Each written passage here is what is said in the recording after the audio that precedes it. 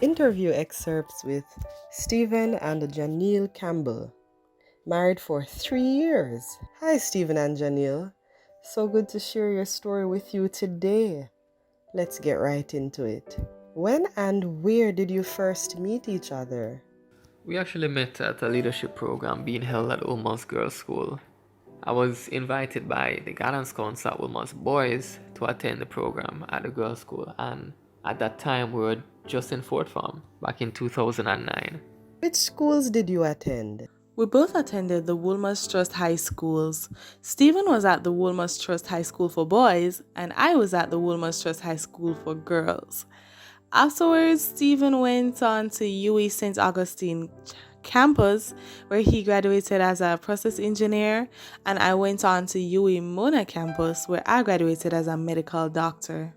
In your marriage, how important is sexual purity? Sexual purity was extremely important for us in our friendship, dating, and courtship. The Bible tells us in 2 Timothy 2 verse 22 to flee also youthful lusts, but follow righteousness, faith, charity, peace, with them that call on the Lord out of a pure heart.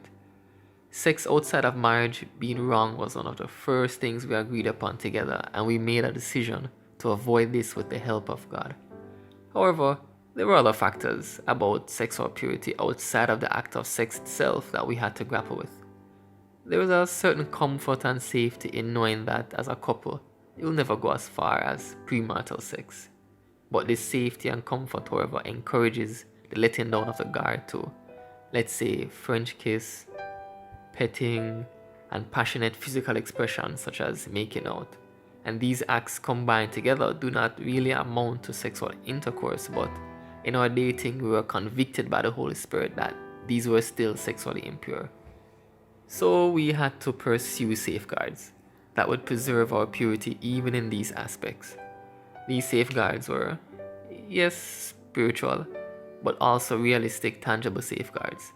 As best as possible, we avoided being in potentially compromising situations.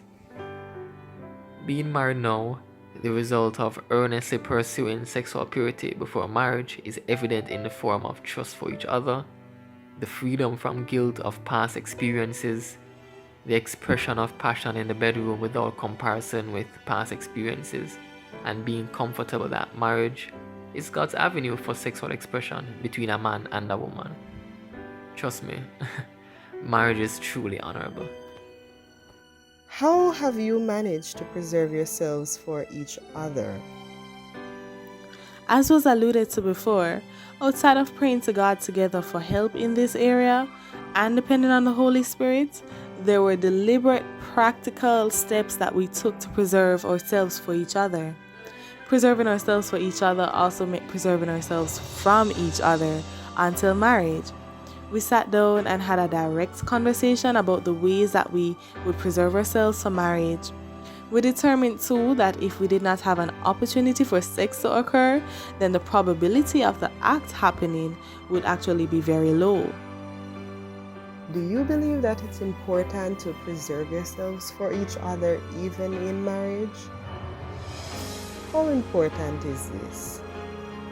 We decided to never enter each other's bedrooms if we were the only ones that would be inside. And when we went on to university, we were in a long distance arrangement, so Skype and UVU calls became our bread and butter for communication. There were times when we had to end Skype calls to resist sexually impure conversations. We decided to read literature that would help with sexual purity, including Passion and Purity by Elizabeth Elliot, Every Man's Battle by Arthur Byrne and Stoker with Yorkie, and I prayed for assistance in this area, and God sent a mentor in Trinidad in the person of Dwayne Weeks, who was a leader at Campus Crusade for Christ at UWI St. Augustine, who actually gave me guidance in preserving myself for marriage. After we were engaged to be married, we decided that we'd stop going on dates together alone to further preserve ourselves, because at this time, the anticipation and excitement was at its highest heights. We realized that this was not the time to let down our guards, even after so many years. During the time we were courting, at times, boundaries were crossed, with resulting overwhelming guilt. But there was a never-ending supply of grace, thankfully. We came to realize that worshiping God was independent of how we felt or how clean or unclean we deemed ourselves. God is love, and He is always worthy to be praised. Do not let the sticks and stones take your place because you are fallen. Get up and worship the King. In terms of preserving ourselves for each other, we would be open about persons that we found attractive and avoid excessive contact with persons of the opposite sex who we suspected might have been attracted to either of us. The question everybody wants to know the answer to. Was it really worth waiting for each other? It was absolutely worth waiting all 1,825 days. We are extremely attracted to each other's intelligence, expressions, bodies, and appreciation for a creator. We concluded very early that waiting for marriage is exactly what God wanted for us. We could never have repaid Him for His favor to us in matriculating us through high school, university, and now the working world. But we committed that waiting on marriage was what we would use to honor Him. Thank you for sharing with us. That was really very informative and totally a blessing to hear. To God be the glory. We are here now only because of Him. You have just listened to an excerpt taken from Passion and Purity, edition 15, Family Connections interview with Stephen and Janiel Campbell.